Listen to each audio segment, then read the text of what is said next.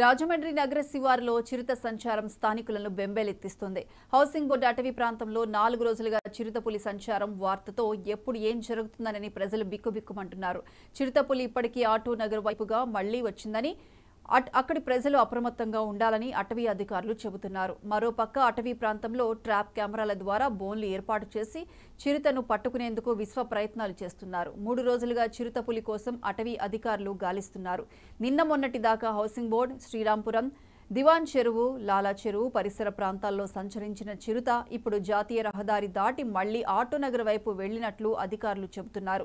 చిరుతను పట్టుకునేందుకు వైజాగ్ నుండి 4 బృందాలను రంగంలోకి దింపారు.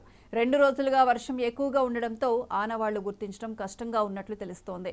ఫామ్ ల్యాండ్లో ఒంటరిగా ఉన్నవాళ్లు జాగ్రత్తలు పాటిస్తూ చీకటి పడ్డాక గుంపులుగా మాత్రమే టార్చ్ లైట్ వేసుకుని వెళ్లాలని అధికారులు సూచించారు. యూజువలీ వర్షంలో ఎనీ క్యాట్ అంటే అది వర్షంలో తడవకూడదు, నీళ్ళలో వెట్టవకూడదు అని అనుకుంటారు. దానివల్ల ఎనీ అబాండన్ బిల్డింగ్స్ ఏదేనో మనం చాలా జంగిల్ గ్రోత్ లాగా పెట్టుంటాం కదా, అలాంటి ప్లేసెస్ లో వెళ్ళి ఇది హైడ్ అవుతారు. సో దాని వల్లనే మనకి ఈ ఐడెంటిఫికేషన్ అనేది జరగట్లేదు. బట్ మీన్ వైల్ ఏమవుతుందంటే ఆటో నగర్ నుంచి మనకి నైట్ ఇన్ఫర్మేషన్ వచ్చింది, కాంపౌండ్ వాల్ పైన లెపర్డ్ తిరిగింది అని. సో ఇమీడియట్ గా స్టాఫ్ మార్నింగే వెళ్ళి అక్కడ కూడా ఏదైనా పగ్ మార్క్స్ మనకు కనిపిస్తుందా, వేరే investigation and enquiry with the public అనేది చేశాము.